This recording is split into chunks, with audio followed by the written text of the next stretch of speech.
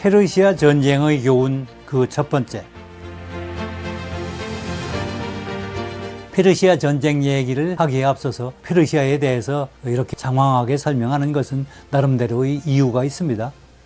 그 중 하나는 페르시아에 대적하는 그리스의 전략을 정확하게 이해하려면 그 상대인 페르시아의 실체를 정확하게 알아야 하기 때문이지요. 또 두 번째는 그렇게 해야만 중국이라는 강대국을 옆에 끼고 살아가야 하는 우리 대한민국의 입장에서 그리스가 이웃한 강대국 페르시아와 맞서 싸운 이 페르시아 전쟁으로부터 무엇인가 값진 교훈을 얻을 수 있기 때문이지요. 그 당시 아테네는 친페르시아파와 반페르시아파로 국론이 갈려서 갈등을 빚고 있었습니다.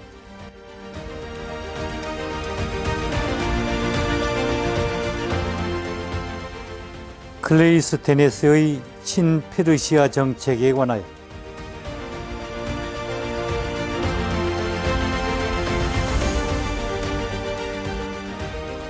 대표적인 친페르시아파가 민주주의 아버지라 불리는 클레이스테네스였고요.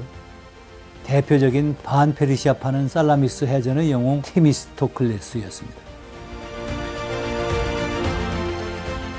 클레이스테네스가 친페르시아로 기울게 된 데에는 그만한 연유와 까닭이 있었습니다. 민주주의의 아버지라고 불리는 클레이스테네스는 36년 독재 정권을 몰아내기 위해서 스파르타로부터 군사적 도움을 받은 적이 있었는데, 이를 기화로 스파르타의 클레오메네스 왕은 사사건건 아테네의 내정에 간섭하려 들었고, 또 이것이 뜻대로 되지 않자 두 차례나 아테네 침공을 시도하였습니다.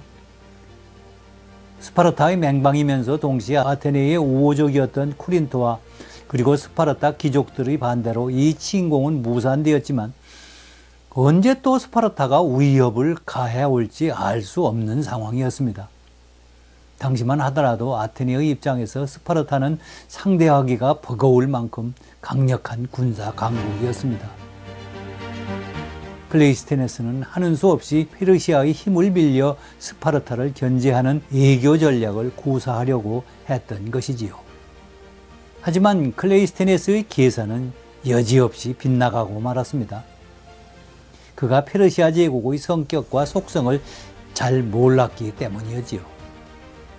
자, 이 지도를 한번 보시지요. 이 지도에서 보이는 것처럼 페르시아 제국은 키루스가 페르시아라는 부족 국가의 왕이 된 후 불과 50년 만에 42개 나라를 정복한 엄연한 정복 국가였습니다. 더구나 페르시아는 관용을 표방하던 키루스 대왕의 시대가 끝나고 캄비세스 대왕을 거쳐 정복욕에 불타는 그리고 왕중의 왕, 즉 모든 나라의 왕을 자처하는 다리우스 대왕의 치세하에 있었습니다. 그 당시 페르시아의 주변국 중에서 페르시아에 정복되지 않고 남아있는 것은 그리스밖에 없었습니다. 당연히 페르시아가 노리는 다음 정복 대상은 그리스가 될 것이 분명하였습니다. 그걸 어떻게 아느냐고요? 아니, 알 수 있죠. 왕중의 왕을 자처하는 다리우스 대왕의 입장에서 모든 나라의 왕이 되려면 마지막 하나 남은 그리스를 정복해야 되지 않겠습니까? 그래야만 명실공히 왕중의 왕이 될 수 있는 것 아니겠습니까?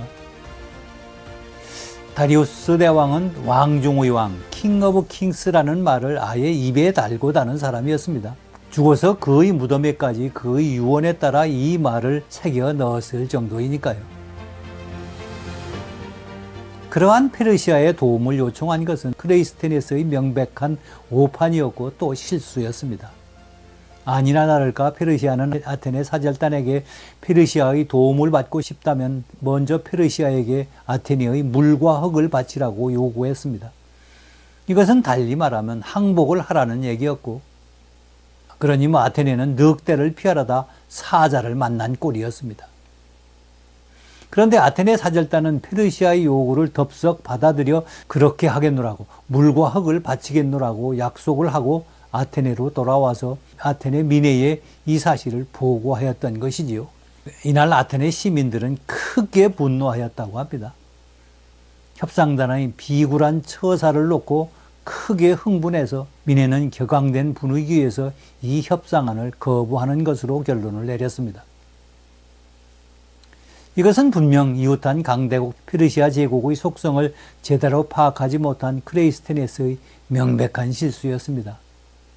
이 실수로 말미암아 클레이스테네스와 그가 속한 알크무에 의한 가문은 상당 기간 아테네 정치권에서 그 영향력을 상실하였고, 그 충격 때문이었는지 알 수는 없지만 다음에 클레이스테네스는 세상을 떠났고, 이것은 민주주의의 아버지라는 평가를 받는 그가 국내 정치에 스파르타라는 예세를 끌어들인 것과 함께 클레이스테네스의 분명한 오점이 되고 말았습니다. 그런데 이 광경을 먼 발치에서 바라보는 한 청년이 있었습니다. 그것은 바로 클레이스테네스보다도 50살 가까이 어린 겨우 17세의 테미스토클레스였습니다. 이날의 장면에서 페르시아의 속내와 그리고 아테네의 민심의 향배를 알았지 않은 그는 그 이후 줄곧 반페르시아의 선봉에 섰던 것이지요. 테미스토클레스의 반페르시아 노선에 대한 이야기는 잠시 미루어두고 우선 우리 대한민국의 현실을 한번 되돌아봅시다.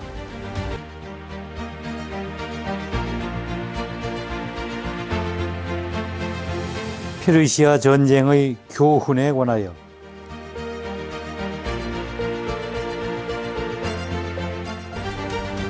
(2500년) 전 페르시아 전쟁을 앞두고 그리스의 아테네에서 친페르시아, 반페르시아로 의견이 갈렸던 것처럼 21세기 대한민국에서도 이웃한 강대국 중국을 놓고 친중이냐 반중이냐 의견이 갈리고 있습니다.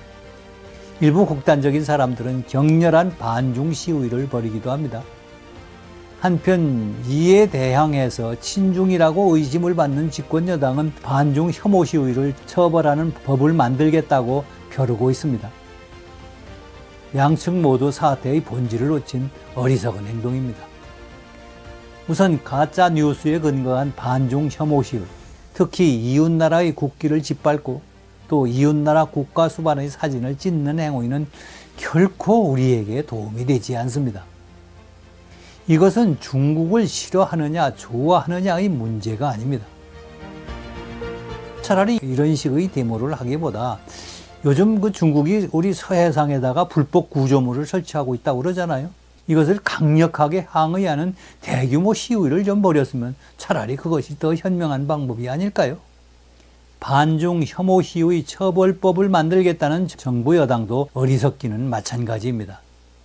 정부 여당은 반중 시위만을 대상으로 하는 것이 아니라고 강변하지만 이건 더욱 어리석은 변명일 뿐입니다.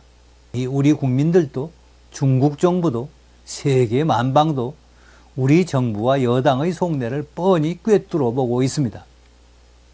이런 정부 여당의 행보는 우리나라를 속국으로 생각하고 싶어하는 중국에게도, 중국과 패권 전쟁을 벌이고 있는 미국에게도, 또 미국의 맹방을 자처하는 일본에게도 잘못된 그리고 아주 나쁜 시그널을 줄 수 있습니다. 좀 더 신중해야 합니다. 우리는 성급하게 친페르시아를 표방했다가 낭패를 본 아테네의 클레이스테네스가 범한 실수에서 교훈을 얻어야 합니다. 동서고금을 막론하고 힘이 센 이웃나라와의 국제관계에서 고려해야 할 가장 중요한 요소는 그 나라의 속성, 그 성격입니다.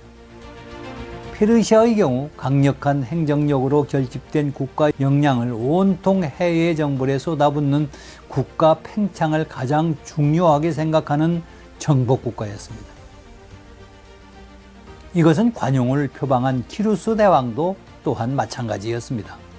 이러한 페르시아의 정복 야욕은 키루스 대왕의 아들 캄비세스 2세에게 그대로 이어져 그는 이집트를 정복합니다. 페르시아가 지닌 이러한 정복 국가로서의 속성은 역모로 즉 구테타로 정권을 잡은 다리우스 대왕에 이르러 그 절정에 달합니다. 왕가의 혈통을 이어받지 못한 그는 실력으로 자신의 존재를 입증해야만 했습니다. 그는 풍찬 노숙, 동에서 서로, 남에서 북으로 한평생을 전선을 누비며 해외 정벌에 혼신의 힘을 다하였습니다.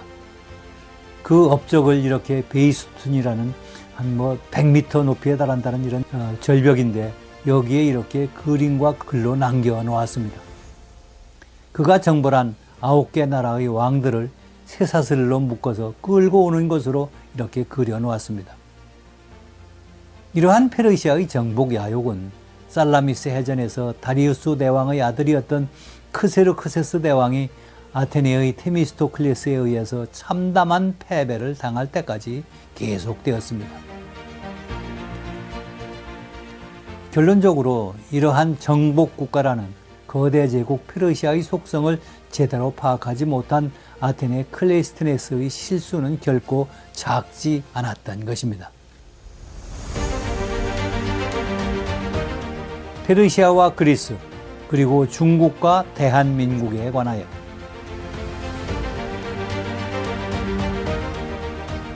그렇다면 우리가 이웃한 강대국들은 어떤 나라들일까요? 우리가 국경을 접한 강대국은 중국, 일본, 러시아입니다. 그중 러시아는 우리의 적대국 북한과 이미 굳게 손을 잡았으니 우리의 적대국인 것은 분명합니다. 경계 대상이라는 말이죠. 그러나 러시아는 이제 더 이상 우리가 두려워서 벌벌 떨어야 할 만큼 강대한 국가는 아닙니다. 한편 일본은 우리에게 한때 아픈 역사를 안겨준 정말로 미운 나라이지만 지금은 자유민주주의 국가입니다. 국제정치학자들 중에 민주적 평화론이라는 이론을 내세우는 사람들이 있는데요. 이들의 주장에 따르면 근대 민주주의 국가가 등장한 이래 자유민주주의 국가들끼리 전쟁을 한 사례가 단 한 차례도 없었다고 합니다. 이론이 없는 것은 아니지만 이 주장을 액면 그대로 받아들인다면, 그리고 이런 이론이 아니더라도 우리가 상식적으로 생각해봐도 당분간은 우리나라와 일본이 전쟁할 가능성은 거의 무시해도 좋을 것입니다. 자, 그렇다면 또 다른 우리의 이웃나라 중국은 어떨까요? 전쟁이라는 관점에서 중국이 지닌 속성은 무엇일까요? 어떤 성격의 나라일까요? 자, 우선 중국은 공산주의 독재국가입니다. 특히 그 시진핑이 등장한 이후에 중국은 소위 집단 지도체제마저 무너진 시진핑 1인 독재국가입니다. 최근 시진핑 실각설이 나돌기도 하지만 그것은 또 그때 가봐야 하는 일이고요. 그리고 설사 시진핑이 물러난다고 하더라도 그 뒤에 더 호전적인 독재자가 나타날지 누가 알겠습니까? 아무튼 국제정치학을 연구하는 학자들에 따르면 민주국가보다 독재국가가 전쟁을 일으킬 가능성이 4배가량 많다고 합니다. 이런 점에서 우리는 과거사에 대한 진심 어린 반성조차도 없는 일본이 아무리 밉다고 하더라도 일본을 멀리하고 중국을 가까이 하는 어리석음을 저지르면 안 됩니다. 그건 절대로 안 됩니다. 이거는 엄청난 패착이 될 수 있습니다. 여기에 대해서 우리는 중국의 지난 5,000년 역사를 살펴봐야 합니다. 중국은 지난 5,000년 동안 200년의 통합과 확장, 그리고 100년의 분열과 혼돈을 반복하면서 그 과정에서 주변국 55개 민족 또는 나라를 복속시켜 팽창한 국가입니다. 그리고 그 복속시킨 나라와 민족의 역사마저 중국 역사로 편입시켜 버립니다. 이것은 사마천의 사기에서 보여준 독특한 사관, 역사를 보는 관점에서 비롯된 것인데요. 이것을 가리켜 어떤 분이 사마천이 사기를 가지고 사기를 쳤다, 그렇게 말씀하시는 분이 계시던데 저도 그 말에 물론 공감을 하고요. 그래서 중국 역사에서 한때 중국을 지배했던 몽골의 원나라 역사까지도 자기들 역사에 편입하지요. 어쨌거나 이렇게 팽창주의를 정당화하는 기묘한 역사관을 가진 것이 바로 중국 사람들인데요. 이 점에 있어서, 즉 팽창주의 정복국가라는 점에서 중국과 과거 2500년 전의 페르시아 제국은 쌍둥이처럼 닮은 꼴입니다. 차이점이라고 한다면 페르시아는 42개 나라를 단시간, 즉 50년 만에 복속시켰고 중국은 5000년에 걸쳐서 꾸준히 55개의 민족을 흡수해서 팽창해온 나라라는 차이뿐입니다. 자, 다시 중국으로 돌아가서 중국의 팽창주의 중심에는 중화주의가 있습니다. 그 중화주의의 골자는 중국이 세계의 중심이고 그 주변 국가들은 열등한 오랑캐라는 인식입니다. 그리고 이 오랑캐는 중국의 조공을 바쳐야 하는 상하 관계의 국제 관계를 의미합니다. 즉 중국의 외교 관계는 절대 평등한 두 나라 사이의 관계가 아닙니다. 예를 들어 우리나라가 파견한 대통령 특사를 외교적 결례를 아랑곳하지 않은 채 보란듯이 하석, 즉 아랫자리에 앉히는 것이 그 증표입니다. 그리고 제가 분명한 기록으로 확인하지는 못했습니다만 한중 국교 정상화 이후에 중국을 방문했던 노태우 대통령이 자금성을 방문했을 때 정문, 즉 왕들이 다니는 길로 못 다니게 하고 옆에 쪽문으로 들어가게 했다고 하는 그런 얘기가 있더라고요. 충분히 그랬을 수 있을 것이라고 봅니다. 우리나라를 속국으로 보는 것이지요. 그리고 이제 이에 따르지 않는 나라는 정복 대상이라고 봅니다. 이것이 바로 화이 사상이기도 하고요. 이런 점에서 마치 물과 흙을 바치기를 거부하는 나라는 정복해야 할 대상으로 생각하는 페르시아 제국과 똑같습니다. 그렇게 해서 마지막으로 쉬운 네 번째로 통합된 것이 티벳이고 현재 쉬운 다섯 번째로 거의 통합이 마무리되어 가고 있는 것이 바로 신장 우이그르입니다. 자, 여러분, 그러면 이 신장 우이그르가 마지막일까요? 아니지요. 5,000년간 이어져 온 중화주의의 확장과 팽창이 여기서 끝날 이유가 없지요. 중국이 중화주의를 포기하지 않는 한 이것은 영원히 지속될 것입니다. 자, 그러면 이게 마지막이 아니라면 그 다음 대상은 어디일까요? 어느 나라, 어느 민족일까요? 그런데 여러분, 동북공정이라는 말 들어보셨지요? 고조선과 고구려, 발해의 역사를 중국 역사라고 주장하는 것인데요. 중국 정부가 지난 수십 년간 공을 들이고 있는 이 동북공정이 단지 역사 왜곡으로 끝나는 일일까요? 절대 아니지요. 그래서 저는 다음 차례가 고구려의 고토인 북한, 그리고 또 만약 한 걸음 더 나아간다면 우리 대한민국이 될 수도 있을 것이라고 확신합니다. 무슨 근거로 그렇게 확신하느냐고요? 자, 우리 한번 상식적으로 생각해 봅시다. 물론 언제가 될지 알 수 없으나 아마도 20년, 30년 또는 50년 후가 될지도 모르겠습니다만 만에 하나 미중 패권 전쟁에서 중국이 승리하면 어떻게 될까요? 그렇게 되지 않을 것이라고 보고 또 그렇게 되지 않을 것으로 기대를 합니다만 또 압니까? 세상 일 모르는 것이죠. 미중 패권 전쟁에서 중국이 이기지 못한다고 장담할 수는 없는 것입니다. 자, 그런 일이 일어나면 어떤 일이 벌어질까요? 또는 북한에서 급변 사태가 일어나 북한 정권이 갑자기 무너지면 어떤 일이 벌어질까요? 중국은 어떻게 나올까요? 팔짱 끼고 바라보기만 할까요? 절대 아니지요. 틀림없이 북한을 접수하려 들 것입니다. 또 그것은 또 어떻게 그렇게 확신할 수 있느냐고요? 네, 제가 그 확실한 근거를 설명드리겠습니다. 자, 중국은 1860년이죠. 아편전쟁에서 어이없이 참패를 당합니다. 국제적으로 톡톡히 망신을 당한 것이지요. 그냥 망신을 당하기만 한 것이 아니라 이후 중국은 서구 열강의 먹잇감으로 갈기갈기 찢어발겨지는 그런 신세로 전락하고 말았지요. 정말 자존심이 상했을 겁니다. 지금도 그럴 거고요. 그때 중국은 베이징 조약에 의해서 러시아에게 연해주를 빼앗깁니다. 사실 이 연해주는 우리 땅이라고 그렇게 볼 수도 있는 것인데요. 자, 어쨌거나 그때 이제 홍콩과 마카오도 이제 빼앗긴 조차를 당하죠. 빌려주는 거죠. 그런데 그때 빼앗겼던 홍콩과 마카오는 중국이 이미 되찾았습니다. 이제 남은 것은 연해주뿐입니다. 그러나 중국이 그때 빼앗긴 연해주를 되찾는 것은 현재로서는 불가능해 보입니다. 왜냐하면 부동항이 절대적으로 필요한 러시아가 연해주를 포기할 가능성은 제로, 전혀 없기 때문입니다. 자, 이렇게 되니까 결국 중국이 동해로 진출할 입구를 봉쇄당한 꼴이 되고 말았습니다. 이 지도에서 보이는 것처럼 조선 러시아 우정의 다리라고 있는데 여기에서 동해 바다까지는 불과 20km에 불과합니다. 요 20km 때문에 중국이 동해바다로 나가지 못하고 봉쇄를 당하고 있다는 것은 전략적으로 엄청난 제약이자 손실을 의미합니다. 심정적으로는 자존심이 상하는 일이기도 할 것이고요. 아마 중국의 입장에서는 발등을 찢고 싶을 겁니다.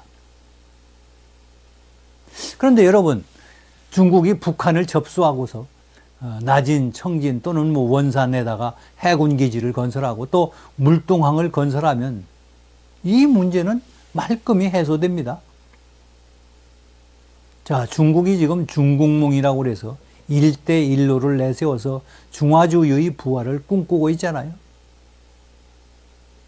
이 꿈을 꾸고 있는 중국 사람들 입장에서는 중국이 당했던 아편전쟁의 치욕을 지금 말끔히 지워가고 있는 중이거든요.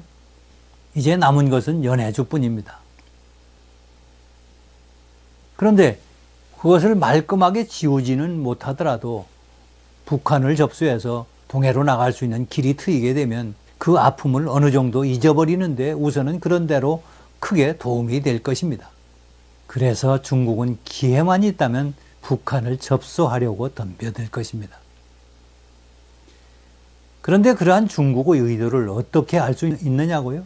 알 수 있지요. 중국이 그 의도를 분명하게 드러내지 않았습니까? 지난번 북한이 러시아에 파병한다고 할 때 중국이 알레르기 반응을 보였죠. 심지어 시진핑하고 김정은이가 나란히 걸어가면서 생긴 그 발자국까지 다 그 기념물로 해서 만들어놨던 사람들이 그걸 하루아침에 그냥 지워버렸잖아요. 왜 그랬을까요? 같은 공산주의 국가들끼리 북한과 러시아가 가까워지는 것을 중국은 왜 그렇게 민감하게 받아들였을까요?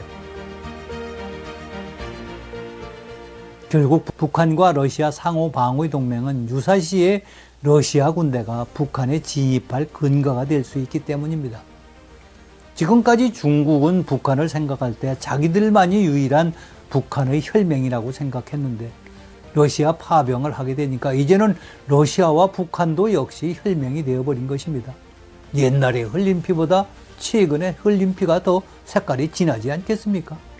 이렇게 되면 북한이 중국이 아닌 러시아 쪽으로 기울게 되고 그렇게 되면 유사시에 러시아 군대가 북한에 진입하게 되면 중국은 닥쳤던 개가 될 수밖에 없는 신세인 것이죠. 그렇게 되면 수십 년간 공들여온 동북공정도 무용지물이 되고 특히 아편전쟁의 마지막 남은 흉터, 연해주라는 흉터를 지워버릴 길이 사라지는 것이지요. 그렇기 때문에 중국은 어떻게 해서든 북한을 접수하려고 할 것입니다. 결론적으로 중국이 민주화되고 또 민주적 지도자가 등장하지 않는 한 그리고 중화주의를 포기하지 않는 한 중국은 한반도 통일을 결코 달가워하지 않을 것입니다. 아니, 결정적 장애물이 될지도 모릅니다. 아니, 될지도 모르는 것이 아니라 될 것이 분명해 보입니다. 여러분, 이런 생각을 하면 정신이 번쩍 들지 않으시나요? 그렇기 때문에 우리가 지금 해야 할 일은 섣부른 반중이나 신중이 아닙니다. 이에 대비해서 지금부터 차근차근 바둑돌을 하나하나 놓아가야 합니다. 알파고를 능가하는 고도의 수를 읽어내야 합니다. 해결해야 할 일이 또 해야만 하는 일이 한두 가지가 아닙니다만 그에 대해서는 차차 기회 있을 때마다 또 말씀드리기로 하고요. 오늘 준비한 내용은 여기까지입니다. 다음 시간부터 페르시아 전쟁에 관한 이야기를 본격적으로 진행하겠습니다. 감사합니다. 다음 시간 뵙겠습니다.